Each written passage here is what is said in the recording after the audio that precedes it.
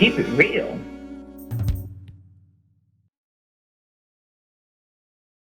Well, hello everyone, and welcome to the BEV4REAL show. I am so excited about my guest today, but first, as you know, I started what you know no good. What I know no good. This week, my husband says, "Babe, you look like you done lost some weight, girl. You're looking good." I get out, I see some of my friends, "Girl, you look like you lost some weight." I'm like, "Hey, I did, honey, I did." I get home, try on a pair of pants that I have tucked in the back because I used to wear them. Tried them on, and as far as they was to the knees. That's right, to my knees. I said, if one more person tell me I lost some weight, it's gonna be on and popping. And we're gonna be rolling in the dirt. And that's what I know. No good for this week. I am super excited about my guest that I have today, Miss Jazz Johnson herself. Welcome, honey, to the BEV4REAL show. I'm honored to be here. Thank you so much for having me. Oh my goodness, I'm excited. So, there's so much to talk about, and I really don't even know where to begin. So, I'm going to let you start from the beginning.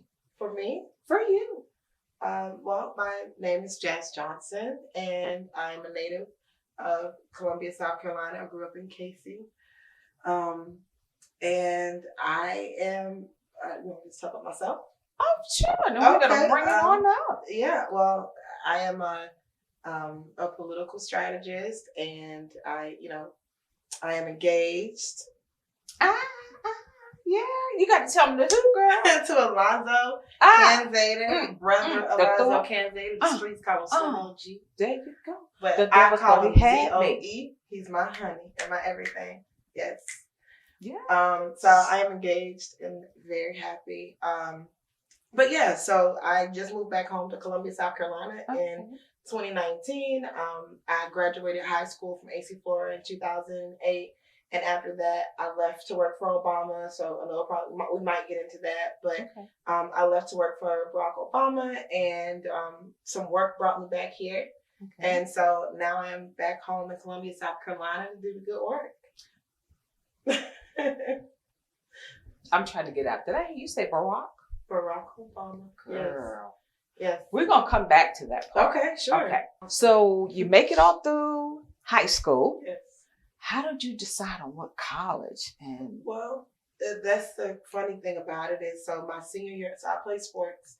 Okay. I did basketball, volleyball, I ran track, just about shot put, all of that. And so that was all the way middle school and high school. So I went to AC Florida in my senior year. I met someone, and they pretty much convinced me to go volunteer for Barack Obama. And so it was right before basketball tryouts. So it was between either I was going to try out and play basketball, which was my senior year, which, or I could, figure out, I wanted to do mass communications, broadcast journalism. So pretty much they convinced me eventually to go volunteer. And I went into his headquarters, which was on Calhoun Street, in 2007. Mm-hmm. And I started volunteering and started getting my classmates involved. It was serious. Like, we had pep rallies for Obama. Okay. They had Nick Cannon come to my high school to celebrate the young people and things like that. So I got so involved with that I didn't even play sports. I pretty much dedicated all my time to volunteering for Obama, and I worked at a deli at the top of Richland Mall at the time. And so it got to a point where the Obama campaign said, okay, so we appreciate you, we love you, and we need you more. So we decided that we're going to take money from our pot. Like, they took their own personal money. And back then in 2007, they were paying me $10 an hour. So I quit my job at the deli. And so every day after school, I was going straight to the Obama headquarters to volunteer and recruiting students. And every week they paid me for my time. And so right after he won in 2007, I got a phone call. I'll never forget. I was sitting on the bed. And I was with one of my best friends. We were friends like 15 years. And I got a call, and they were like, so, yeah, we need you in Ohio. And I'm like, for what? You know, like what y'all need me for? I was only 17 at the time.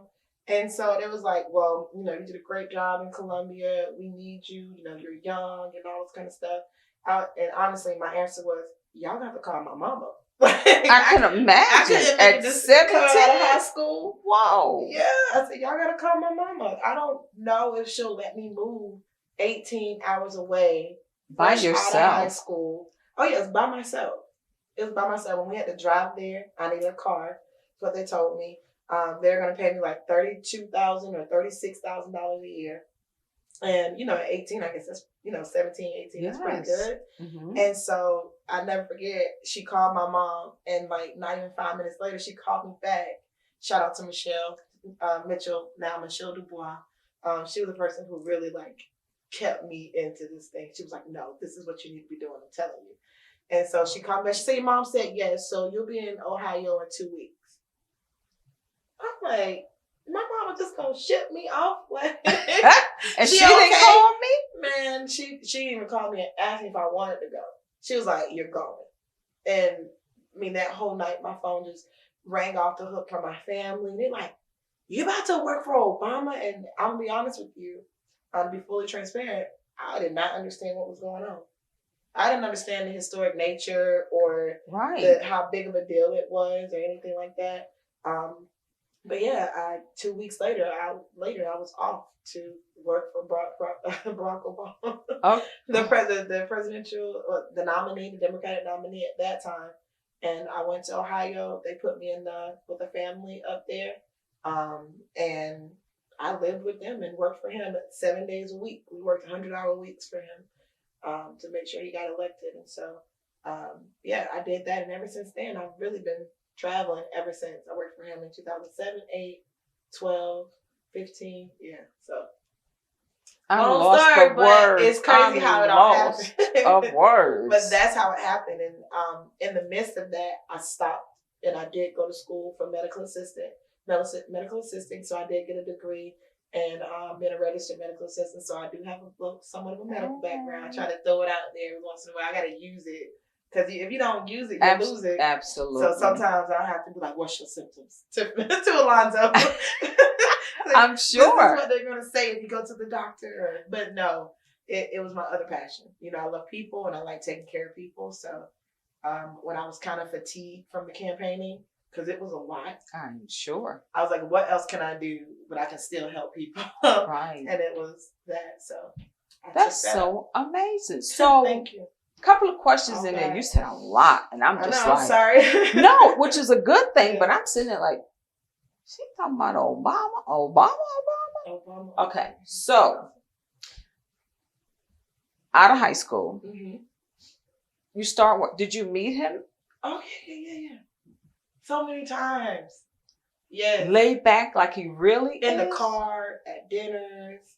I've been in the office, at a tape, like really interacted with him like a lot. And he's laid back. He's extremely laid back. I remember the very first time I met him was at William Bright Stadium, and it was over 30,000 people. And Guinness Book of World Records came, and it was him, Michelle, and Oprah.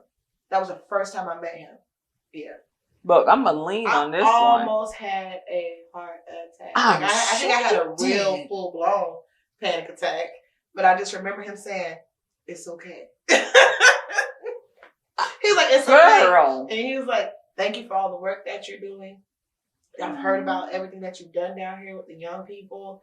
And he was like, "Just thank you. Like, young people, y'all are gonna win this for us." And I'll never forget that. But I definitely remember like just having a full blown, just like panic moment. Attack. Oh yeah. And then it was Oprah. I mean, it was his wife and then Oprah. And so they all three of them were just like, "Thank you, thank you, thank you." And I was just like, "Are you kidding me? Like, you ain't gotta thank me." That would have been no good. I'd be like, right. I mean, because you need to be the president. Like, absolutely. You know, I mean, at the time, I did not understand. I was literally just doing what folks told me to. And not only that, it seemed like you felt it. You know what I'm saying? I definitely loved what I was doing. I loved the fact that I could get my classmates involved. Like, at one point, and this is a joke that Michelle would say, she was like, "We didn't think the door was going to close," because I had brought so many students that the door never shut. Like, it was just open. Just like, so one night we had the football team. Another night, we had cheerleaders. Like, it was just different group. We had the girls basketball team. Like, everyone. Some people, bullied me about it. Alonzo, I'm pointing at him like you can see him, but Alonzo will tell you he met one of my classmates and he told them that I was still doing this, and he was like, "What? Like, yeah, Jazz used to do the Obama stuff in high school, and they used to kind of tease me about it." And so I'm like, yeah, they used to think I was crazy for getting behind a black guy because they thought he could never win. He won twice. Yes, he two times. Two times. So with that, we'll be right back. All right. Hello, everyone, and welcome back to the BEV4REAL show. We're so excited to be back. It's been a time for us, and I'm sure you. Listen, we had great response from last season. We're in season 2, but we need your help. We need sponsorships to continue to bring you greatness.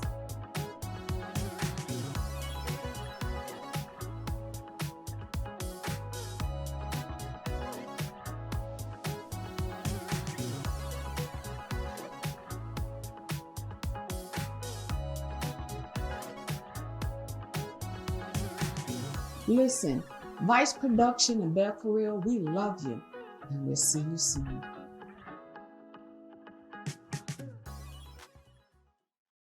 So, on our break, we were talking about the experience with Michelle as well, but we're going to come back to that because on our break, we had a really interesting conversation. Let's do a little girl talk for a little bit. Yes. Okay. So let's talk a little bit about relationships. Yeah. We were talking about that. Mm-hmm. And it's so important that, we know that October is the month for abuse, domestic violence awareness and all this stuff. But this is every day. Every day. So we need to make it known every day that we know that you're there. We're going to do everything. We're not going to wait till once a month to try to help. And that's what this show is about. And, I still have my nonprofit, WATA, Women Against Teen Abuse. But it's not just for teens. Right. I'm getting calls constantly for families that are escaping abuse, right. Abusive relationships. I just had one about 2 weeks ago, and it was really disturbing to me. Not the part that she was able to get away because of the abuse, but the problem was everywhere that I told her to call had no room. So what do you do with the woman, that escaping abuse, right? With 2 children, because the children was getting abuse as well. Where do we place them? You know what I'm saying? Yeah. And I didn't know what to do. Yeah. I've been in those shoes before. You know what I mean? I've been there. My children have watched me go through, which it affects them it does. Now being grown. Right. So, let's talk about that a little bit. Yeah, let's talk about it. One, I can definitely relate. Just being someone who's been in some relationships that were violent or abusive, physically, emotionally, verbally. But the number one thing I can say is that we have to advocate for resources and we have to advocate for each other. That's the number one thing I'm going to say, just to piggyback off what you were saying about like when they're just, you don't know what to do. Like we have to have folks that we can turn to. Whether that's Facebook saying like, hey, this is the situation. I have a family. Like my friends do it all the time. I have a really close friend, Ashley White. They also call her Gigi. But she has a nonprofit called Life After Birth Midlands, and it's centered around mothers. And, if she has a situation where it's an emergency situation comes up and she needs things for a family, she'll reach out to Facebook and say, hey, this is what I need. And so you'll be amazed at how community comes together. So I would say next time rely a lot on community because that's what I try to do. And things when I'm trying to help community, and then also like building those coalitions ahead of time so that they're available when needed. but also just talking about the awareness of domestic violence and, having the conversation, talking about the fact that, it's unfortunately it is, becoming more of a norm. And honestly, it's hitting younger, generations. Like teenagers are in relationships and they're experiencing abuse, physical, emotional, verbal. And so, I'm 31 right now. My last abuse relationship was 2017, 2018. Thank you, Jesus. But everything that I went through, to get to the point where I realized, like, no, this is not it. This is not okay. This is not what love looks like. Although I always had that voice in my head. I told my fiance, I'm like, I'm gonna be honest with you, like, I prayed for you. And even when I was in really bad relationships, God always showed me better. Like he always showed me like this isn't permanent for you. Like, and I never understood why I was going through it because I do this thing. My little brother, who's a minister, he doesn't like I'm not a bad person. People think that, things happen to you because, oh, I did this wrong, I did that wrong. And that's not always the case. Like you were talking about earlier, sometimes you go through things so that you can help others, because just like earlier when we were talking, I've been through a lot of different things in my life, and I know that healing from them is really important, but also having conversations with you and other individuals who've experienced it is, it's therapeutic, not only for the survivor, but also for not therapeutic, but I think it's needed. It's therapeutic for the survivor to a certain extent because you have to live your truth. That's really important. We talked about that. Yes. But yeah, it's important to just be honest and making sure that we as Black women, we may not have the example, a woman or the father, or even your aunt or whoever to tell you like you don't deserve that. That's right. And I know I didn't hear that. You know what I mean? Not only did I not tell my family what I was going through, but even when I did go through things, I'm gonna be honest with you, I didn't tell my family I was being abused because when I told them I was sexually abused, nothing happened. It never does most of the time. Because, and I'm going to tell you why it doesn't happen. One, I believe, is because they're shocked. They don't know what to do. Yeah.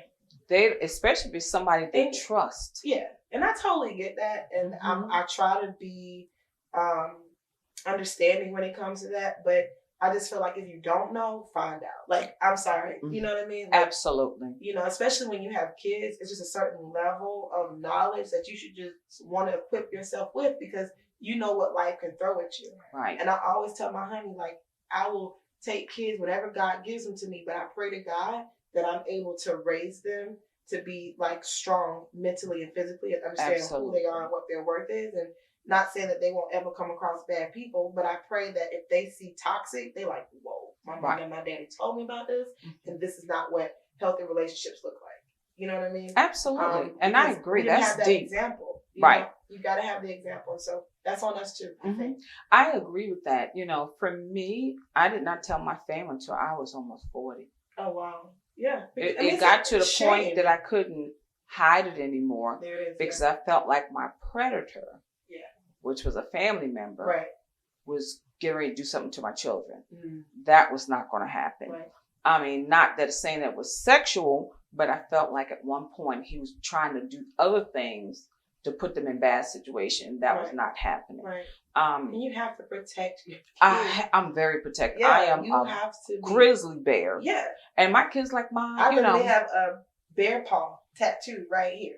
I understand. My kids, I have no kids, just my bonus kids from my fiance. But honey, don't come for nothing that I love because I will cut you. You know what? My kids go, Mom, grown. I can take care of this. I'll be like, look, I'm not gonna tell my age, but I'll be like this, girl. Who? Take them, child. Okay. Don't worry about it. Don't. Vaseline. Who said that? Okay. That's me. Yeah. Who? Girl, let me. I want all the details. And all this. Ma. If you don't give them to me, I'm gonna find them. Ma. Ma. I need you back up. I'd be like, girl, no, but child, who said understand what? there are kids and even adults who don't have family that will do that. Absolutely. And you know, and that's why I love what I do. I work with children and they become my babies. Yeah. Literally. Right. To where they're, hey, Mama Bev. Yeah. And I take it seriously, you know. Because most of the time when they do that, they're looking for that. They're looking for love, and that's all they want, you know. Yeah. I get parents have to work. There's a lot of single parents. There is a lot of dads that are raising their children. Yeah. I get it. Me too. But I always feel if we go back to the old days when we all sat down and had dinner, or we learned to listen, help with homework, listen. Talk how to was your kids. There you go. There would be that trust in the home. Yeah. And you know? It's so amazing that you say that. And this is in no way trying to bash any parents or my parents, but I know what, you know, I never sat down and did, to my recollection, I'll say that. Mm-hmm. I never sat down and did homework with my parents. You know what I mean? I understand. And I can very rarely remember sitting down and doing dinner. And so I saw a movie and someone, and honestly, I think this all the time, but they said to him, they said, you must have had a really great father because he was such a great father. They said, you must have had a really great father because you're so good with your daughter. And he was like, no, actually the opposite. You know, I had the opposite. And so now I know everything not to do. And so, I had a great, strong mother. She worked and things like that. But a lot of things from my childhood, they've affected who I am as an individual and as a grown up, you know? And that's something. And so that's just real. I get that. You know, growing up, my mom was a single mom for a very long time, right? Mm-hmm. So I can always remember my mom say, when you grow up, do better than what I was doing. Right. Teach your children and make it great for them, you know? And I had to do that. It's so amazing how sometimes generational things repeat itself. Right. My mom was single. I was a single mom for a long time. I used to say, and I heard a man told me, and I've heard other men say, a woman can't raise a man like a man can't raise a woman, right? So I used to say, well, I was mom and dad. Right. I don't play. Right. I like how you said that. Yeah, I totally feel that 100%. Yeah, I don't play. Mm-hmm. So I'm not going to say I was mad. Yeah. But when I tell my kids still today, listen, I'm on my way to your house and you better be there when I get there. Oh, they'll call each other. You know, your mama tripping. Yeah. You know, your mama called me and she on her way. Like I'm still 2 years old. Yeah. But I tell you what. I promise you that. When I get, they sitting right there. Wait. Mm-hmm. Wait. I'm trying to and they grown. Oh, listen. Mm-hmm. I am like, there's no judgment over here. I joke with my fiance Alonzo all the time. Mm-hmm. He'll tell you. All I talk about is like, my kids gonna think I'm crazy because I am gonna be overbearing. Over loving, over the top. Mm-hmm. Get ready, kids. We'll be right back with that. We're gonna be right back. It's gonna be me. I love my baby.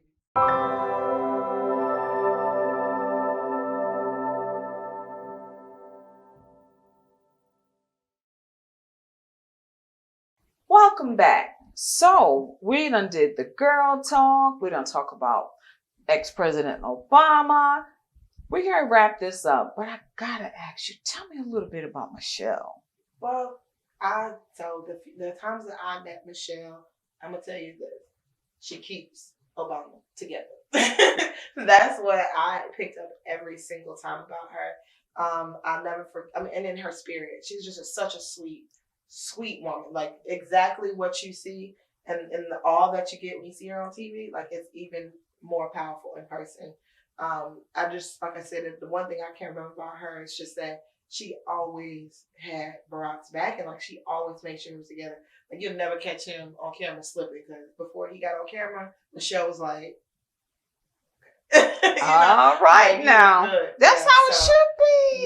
Yes. That's how it's supposed to be. She always empowered women around her, so I appreciated that too. Oh my God, that is so beautiful. I am so glad you joined me today. Thank you for having me. I mean, it's amazing. You're a beautiful person inside. Your spirit, I told you once before, it's just so soothing. And, keep up the good work that you're doing in the communities. Continue to move forward. There's so many people that are waiting to hear your voice. Any, you're welcome. Any final thoughts for our viewers? Well, I will always say just to be engaged in your community, know what's happening in your communities, and stand up for what you believe in. And if you don't know how, you can always reach out to me. I am She's So Organized, so anything in regards to building power in our communities, like I definitely want to be a part of that. And if anyone just don't know where to start, like here I am. I'm home now in Columbia, South Carolina, which I'm excited about, and just ready to see South Carolina go in a different direction. So all those things that I learned traveling the country and working for different issues, like ready to do all that work right here in our hometown. So other than that, I thank God for the opportunity. I thank you for having me. I thank my wonderful, awesome, supportive fiance, brother Alonzo Canzader. And yeah, it's been a pleasure to be here. Oh, I adore you. We love you guys. Ooh, bam, there it is from her boo thing all the way. With that being said, we'll see you next week on the BEV4REAL show. We out.